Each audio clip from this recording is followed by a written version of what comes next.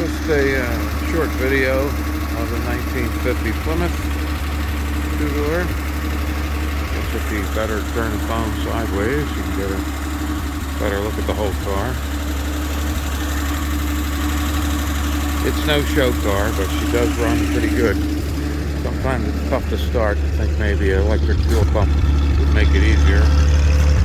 Exhaust sounds good. Exhaust is in good shape.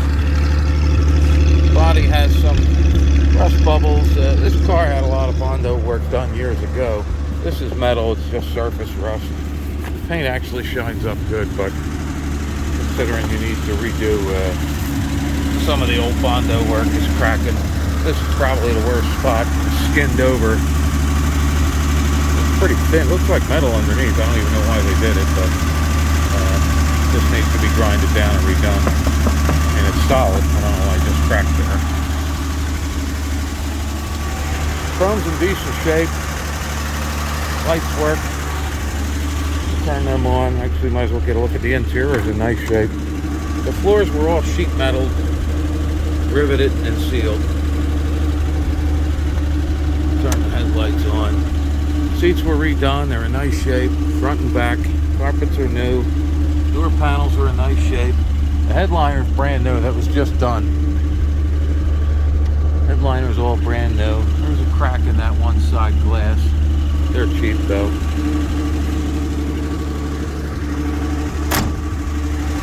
Tires are new. It has all 4 hubcaps. I'm trying to get under here to show you. It was sheet metal and then sealed up, so nothing's leaking anywhere. It's all screwed down, everything. Frame is solid, no issues with that. Front end's tight. It's mostly an issue with the choke, really. It's got a manual choke, but it's not really hooked up right. Needs a better bracket for it or what. But the top head was replaced, and got an aluminum radiator. Carburetor was replaced years ago. The intake manifold was replaced.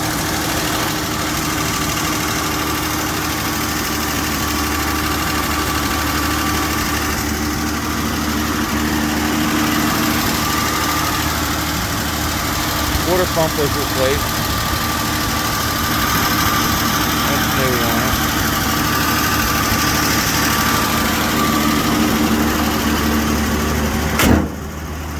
Your headlights are working fine.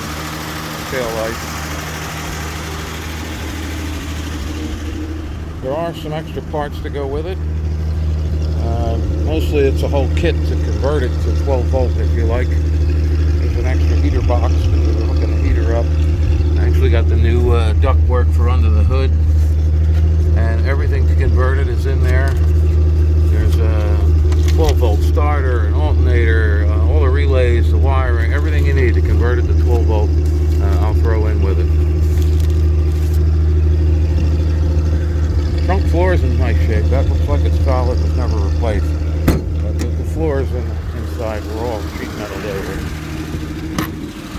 Doors open and close fine. Inside the car, there she goes, kicked down a little bit. That's fine. I'm sure the radio don't work.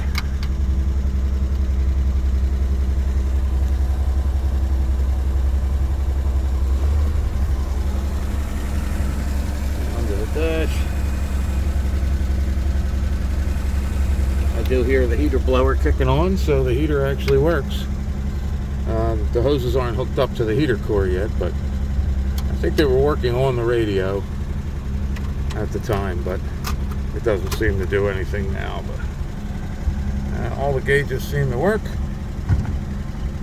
Brakes you got to pump once, so it may be need to be bled from sitting. I don't think the fuel gauge is working, but the rest of the gauges seem to be working fine. Temperature gauge, all that works fine. Clutch goes right into gear.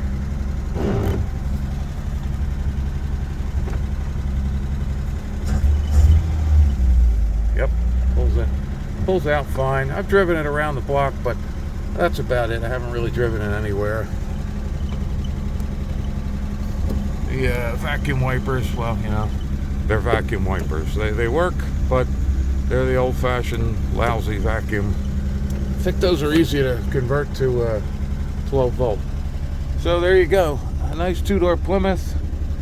Like I said, the headliner's all been redone. The interior's in nice shape. It's a driver. It's no show car.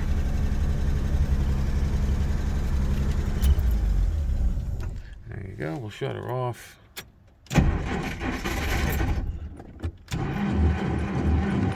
She doesn't like to restart. That's what I'm talking about. I think the fuel pump is weak. I'm not sure.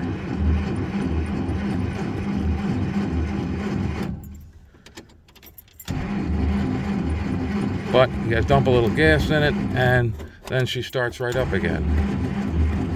So you might need an electric fuel pump, something like that, to keep her going. That's about it.